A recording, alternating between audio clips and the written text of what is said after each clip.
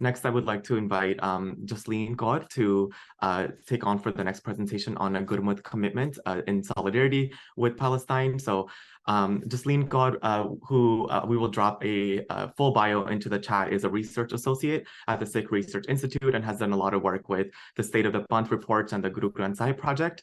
So we'll drop the full bio in the chat. And again, for folks with any questions, feel free to use the link in the chat as well. And I will hand it over to you, Harleen. Thank you. Fateh, everyone. So I'll just jump into it in the interest of time. I just wanted to kind of start with, I think we all kind of are aware of the current state of affairs, not just in Palestine, but around the globe. These are kind of timeless issues that we see kind of cycle through and we deal with in different iterations. But I thought we could start with an understanding of what it is that we are witnessing, what it is that is happening around the globe, and then sort of center ourselves in foundational Sikh principles and a Gurmat perspective.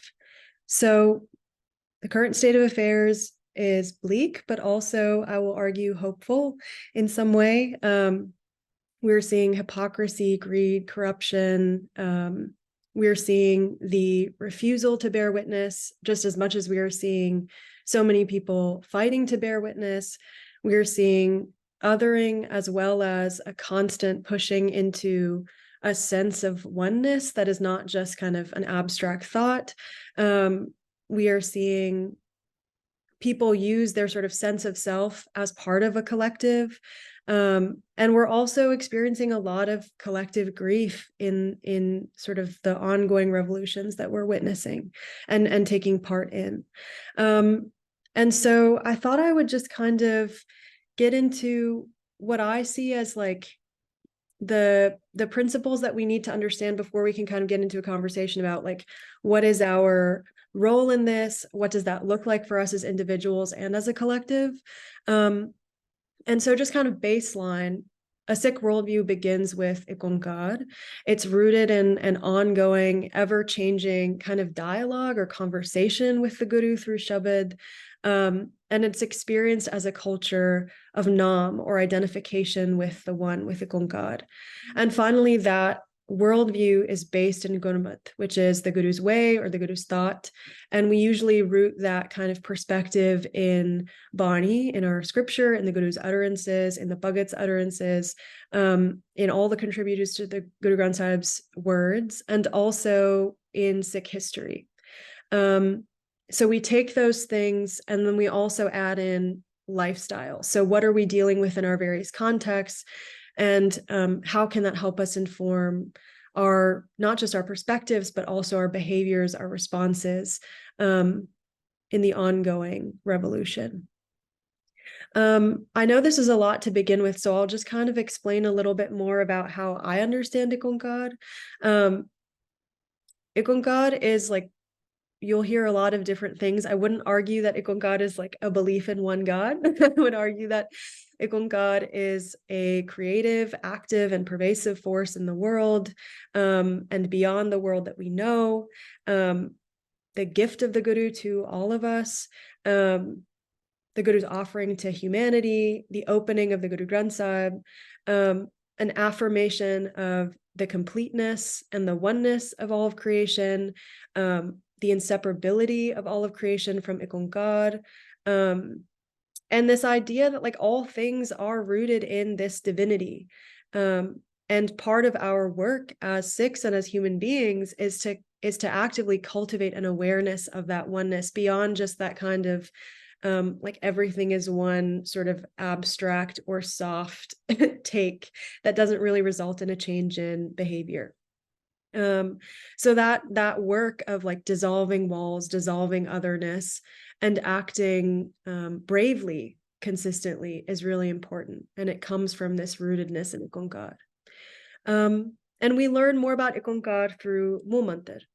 So this, you'll see like notes at the bottom of the slides that have translations. This is an adapted version of the translation that's offered on the Guru Granth Sahib Project website, which I might be biased, but I think it's a pretty great resource.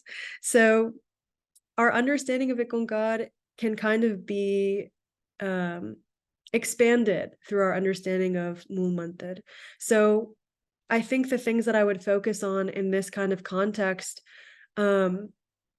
are like, if we say that Ikunkar is the creator of all creation, that means that Ikunkar is pervading all of creation, non-human and human, pervading the land, which actually becomes a theme that we've talked about kind of as a team as we were planning this, that our understanding of what it means to be loving to all of creation and to honor the divinity of all of creation is not just about human to human relationships, it's about human and non-human, it's about human relationships to the land as one of reciprocation and respect and reverence rather than extraction and exploitation. And then the other thing that I would probably focus on is that if Ikunkar is without fear and without enmity, and our kind of work as Sikhs is to cultivate a relationship with Ikunkar and with the Guru such that we become Ikunkar-like, which maybe seems like crazy and revolutionary, but this is what the Guru tells us so often, is that we have a potential to become Ikunkar-like, to inculcate these virtues. Then that means that part of what we are working towards is a sense of fearlessness rooted in the one, is a sense of sovereignty rooted in the one, is a sense of love, even in these situations of great suffering, even when we are confronted with great hatred. And so I want us to kind of keep this idea of like what it means for us as individuals to continue to cultivate a relationship with the one through Shabad, through our relationship with the Guru, that can bring us towards that ideal. And part of that is about cultivating a culture of Nam, a culture of identification with Ikunkar. And I basically took all of this from Professor Puran Singh. So if you have time, I would definitely read his writings on Nam and Simran.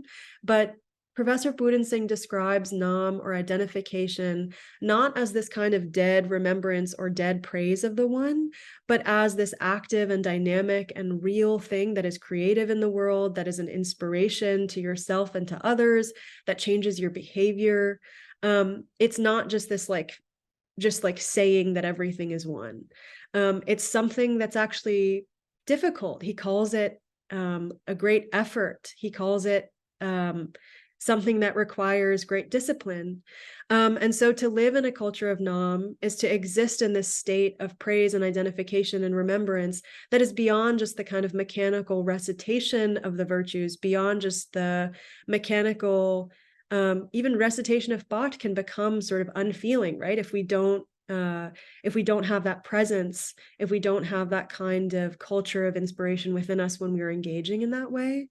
And it's about being inspired in our words and thoughts and actions, not just like in our own individual relationship with the one. So it's a cultivation of inspiration within, and then a decision about where we pour that out into the world. And part of what the Guru is asking us to to engage in is the Sikh revolution. So I'm going to use a little bit of Jagjit Singh's work on how he understands the Guru's revolution. And he says that the reason for existence for the Sikhs is to create an egalitarian society, to fight religious and political domination, and to capture political power for a plebeian mission. So this entails equal rights for all. It entails the organization of resources so that everyone's needs are met. It entails reciprocal relationships with all of Ikunkar's creations, a lack of hierarchy, a lack of otherness. And it requires revolution that is not passive, that is active, and that is not nonviolent at times. So that's also something to keep in mind, because I've seen some kind of divorcing of our many revolutions throughout history from how we understand our Sikhi today.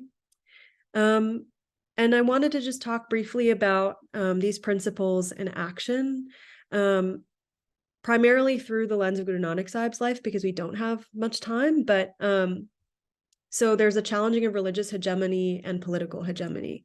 The sacralization of all life forms maybe isn't the best way to say this, because we don't really deal in paradigms of the sacred and the profane in Sikhi, but it's this understanding that all beings, all of creation is imbued with presence, like presence with a capital P, an active and dynamic force that is Ikonkar. And to honor that in a real way is not always easy. And Guru Nanak Sahib does this constantly, does this through his subverting of the caste system, does this through his writing about being in awe of creation, does this through critiquing and confronting authorities that have become corrupt and greedy, through the democratization of access to divinity through language, and through access to wisdom, and the constant subversions of systems of othering and oppression, the constant ask on the part of anybody who's listening to these utterances to really like become more vast in our understandings of kind of the world at large and the play of the creator, and to understand how we can create a more egalitarian and just world. And in terms of challenging political hegemony, I'll just talk about two examples, which is the founding of Kartarpur Sahib. I see Kartarpur Sahib as an example of community building, as an example of living in relationship with the land and with each other, how to be self-sustaining and sovereign, how to cultivate community and relationship to one another in the land, that honors that oneness that we talked about before.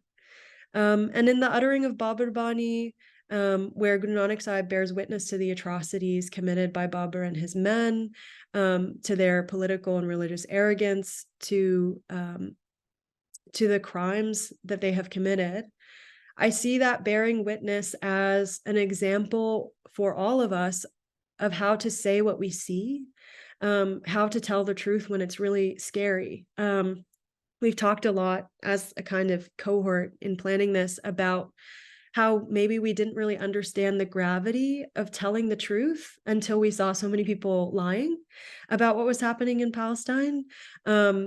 So many people that have so much power just refusing to tell the truth in very public spaces and contributing to a culture of impunity, right? So I see that composition especially, I've been thinking about that composition especially as an example of what it means to be political, what it means to honor the doctrine of Miri Piri, of being political and spiritual, and what it means to bear witness and to document, and to understand all of that as part of the Guru's revolution.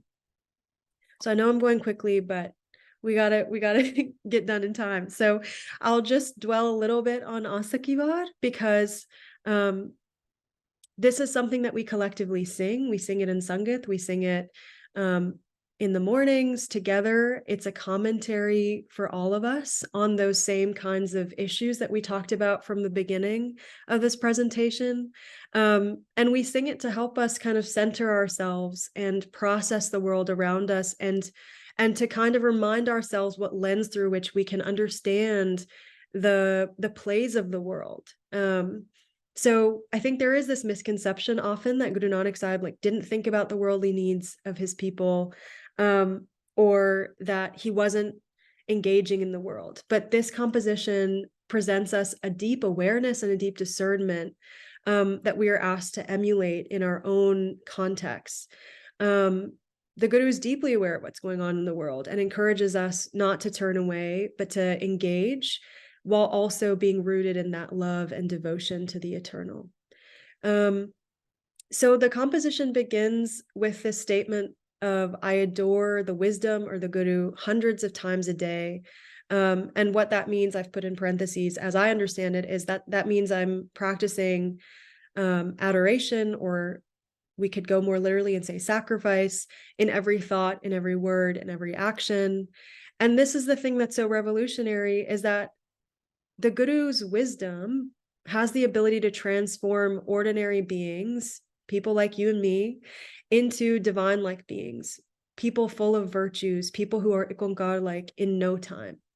And I think it's really important to remember the deep revolution of this statement, especially in the Guru's context, especially in the context of the caste system, the context of policing divinity, of middlemans, of a lack of access to divinity, depending on what like external labels you have been given.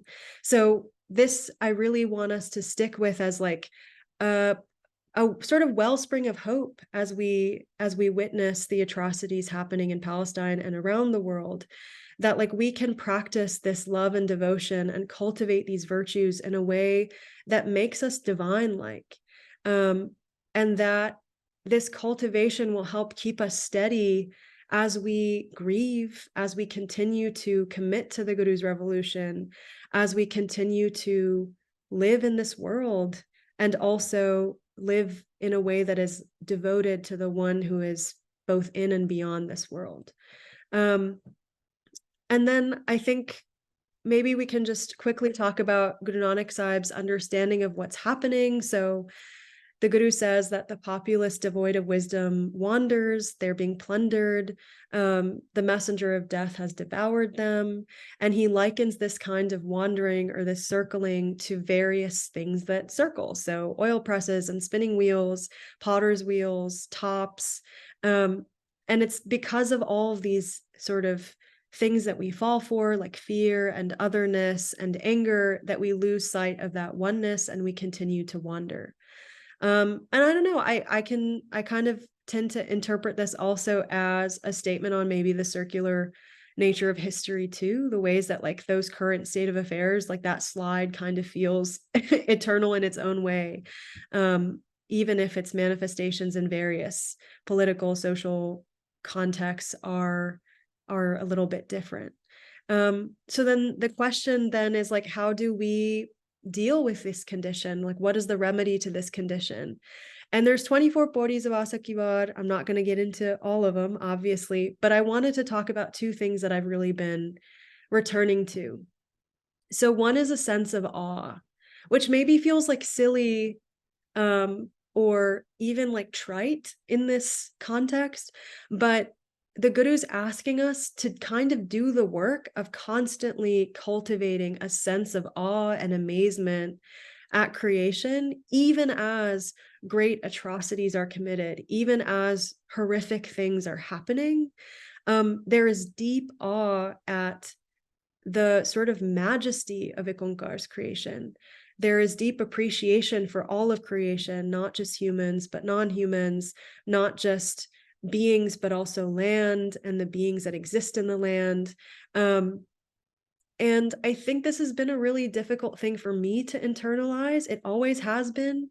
And I'll kind of show you the rest of the body. I couldn't fit it all on one slide, but this has been really difficult for me and for a lot of Sikhs that I've spoken to. And I keep coming back to the things that the videos we've seen coming out of Gaza, where we're seeing Palestinians who have endured great suffering and great loss still praising the one. And I think that offers us a really beautiful example. So yes, I think that like this constant praise, this constant awe, this constant calling into ourselves of reverence and amazement at creation gives us the kind of like endurance that we need to get through the things that are difficult in the world, to bear witness to the things that are really hard to bear witness to, and to continue taking part in a revolution that requires great discipline and great effort. And so I encourage us all to think about what it looks like for us to actually like live in that amazement, live in that awe, instead of just like looking out and saying, yeah, it's beautiful. Like, what does it look like to really experience that and to be inspired by that? Because it will give us the stamina to keep taking part in this commitment to revolution. And then the other thing that the Guru reminds us of, and I didn't include the original here, and I'm really sorry, but I couldn't fit it all in one slide. The thing that we're also reminded of is that everything that we see happening in the world, these various commands of these various political leaders and the iterations of greed and ego and I-ness that are taking place are all temporary. And there is great power to this understanding that we can see everything and put it in the context of an infinite and vast ikonkar, that we can see all these things happening and put it in the context of the only sovereign who is eternal. And to root ourselves in that understanding makes us brave in ways that feel impossible. And we've seen that throughout our history. And I think we're seeing it, we have seen it throughout Palestinian history, and we're seeing it in the present. That to kind of root yourself in this vastness, in this relationship with the only sovereign that exists, is to rid yourself of fear and to practice a kind of miraculous resilience. And so I think that these are gifts that the Guru gives us. And the last thing that the Guru shows us is like, we talk about love as if it's this like abstract or kind of like fluffy thing that cannot be political. But the love of the Guru, the love of the one who loves the beloved with a capital B, is deeply revolutionary. And so the Guru also provides us with examples of what it looks like to be in deep love with the one. And that looks like no scorekeeping. That looks like no transactional understandings of what it means to serve one another, what it means to love one another, what it means to fight for one another. And I think that's really important for us too, because we can start to kind of get like a weird scarcity mindset in certain situations where we feel like we can't weave together our causes. We can't partake in one another's revolutions, understanding them as part of one great revolution that we all have a stake in. And so I return to Asa Kiwad a lot when I want to understand what it looks like to really and truly be loving. Because I think we can tell ourselves that we are in love with the beloved and that we inform our behavior based on that love. But we're still people full of fear. We're still people who scorekeep. We're still people who struggle.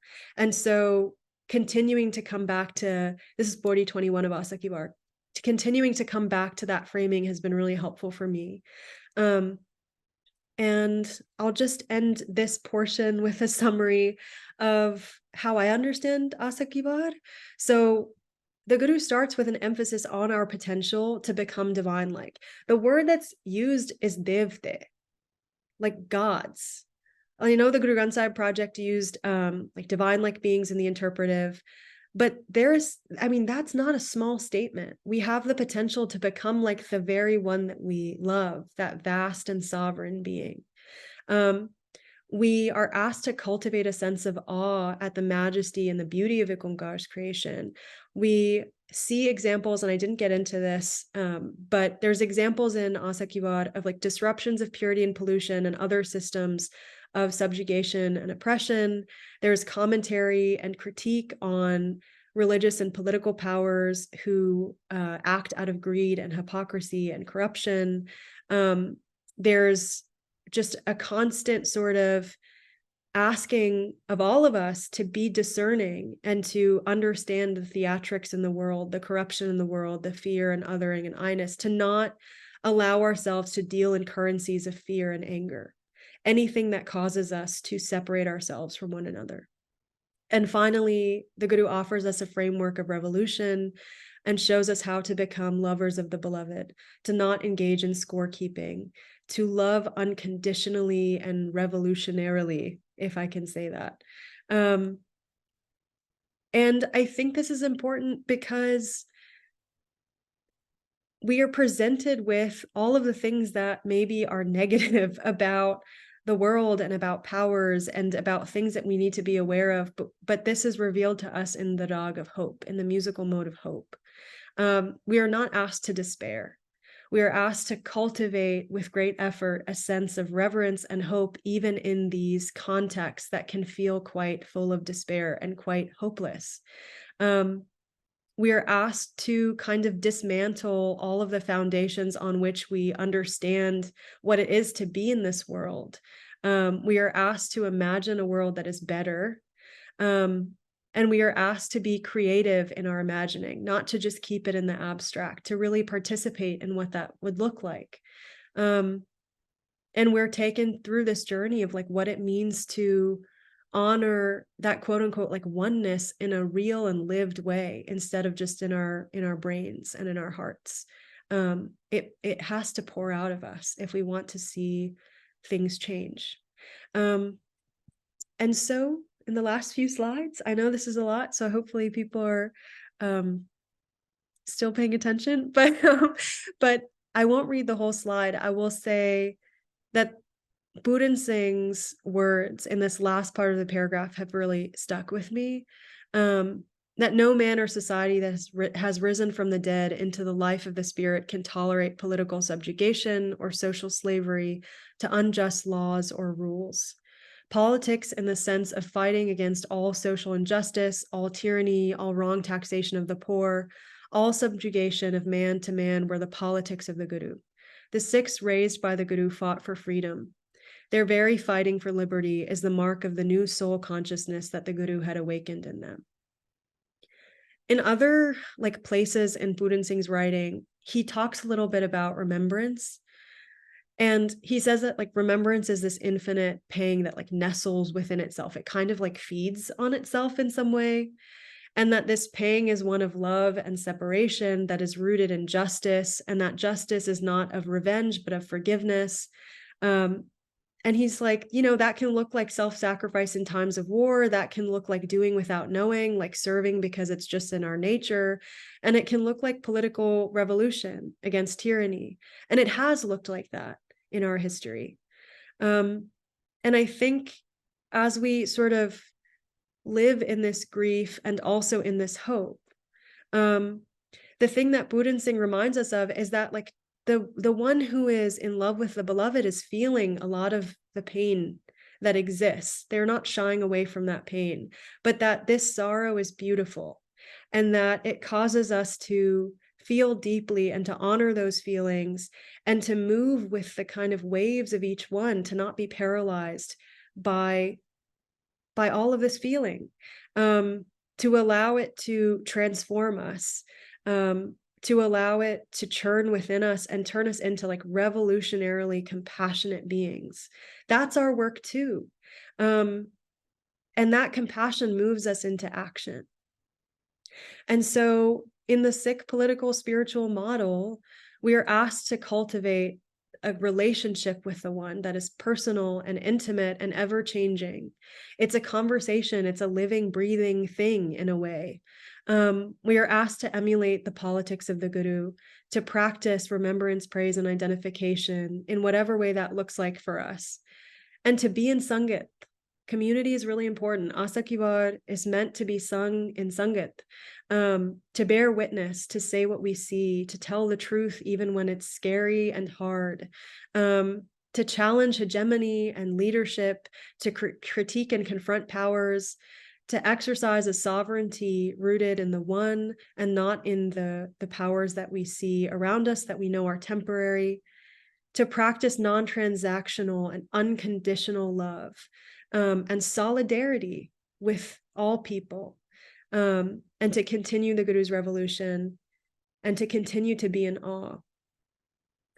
I also wanted to say, I know I haven't talked a lot about sort of land, and I think it's really important to understand the struggle that we're seeing in Palestine for freedom as a struggle of the Palestinian people and the Palestinian land, to understand the role that ecological warfare has played in the subjugation of the Palestinian people and their land, to understand this movement as freedom for the people and the land, and a vision of flourishing for the people and the land that they belong to.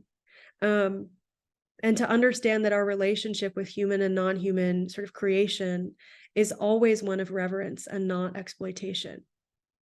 I'll just end by throwing in yet another shabad, but This is Guru Nanak Sahib in his own words, and it's revealed in Rag Maru, which is a musical mode that's often used to narrate like heroic battles, and it has this like mood of like bravery and sort of aggression and strength. And often the thing we're being asked to battle is our own kind of minds and the stubbornness that is contained within them. But the Guru's talking about how people have understood him and his revolution. He says, some say I'm a ghost, some call me a wandering spirit, some say Nanak is a hapless man. I'm a mad lover of the master. The word that the Guru uses is divana. Some say Nanak is crazy. I know of none other than Hari, of Ikonkar, of the one light.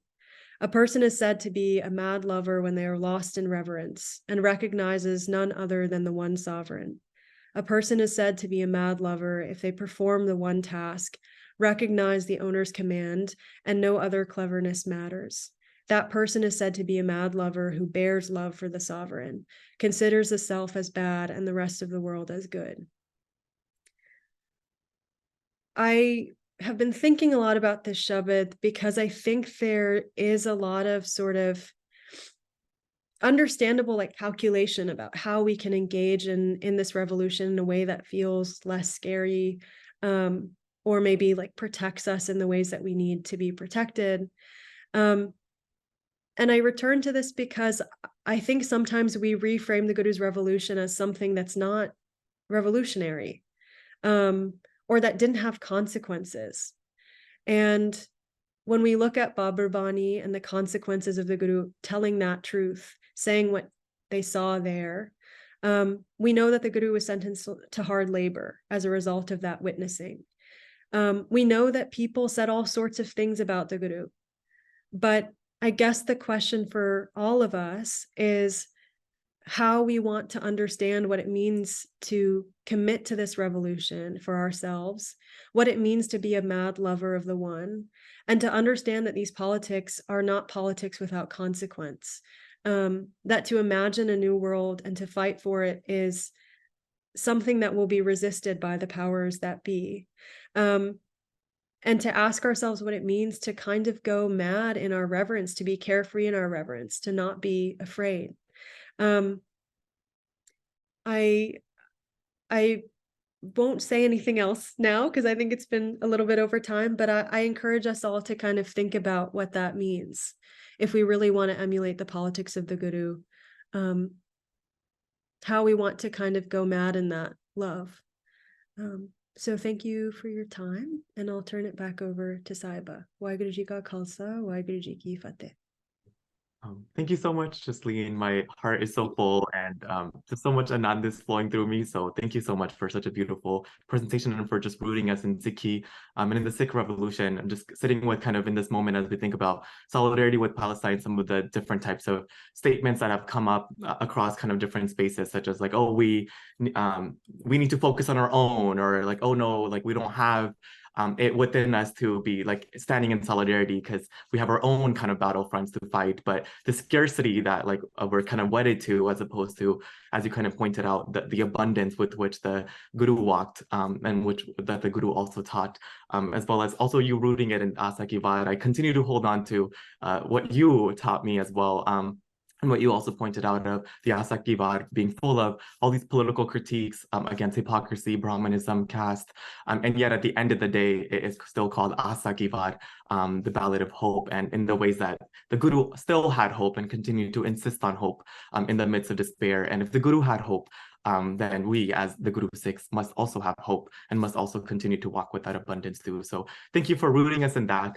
And with that, I wanted to move on to thinking about then kind of the second part of our teaching today, where we have a couple of speakers who are really then thinking about what that Sikh revolution can look like in practice, what the Sikh revolution in solidarity with Palestine can look like in practice. So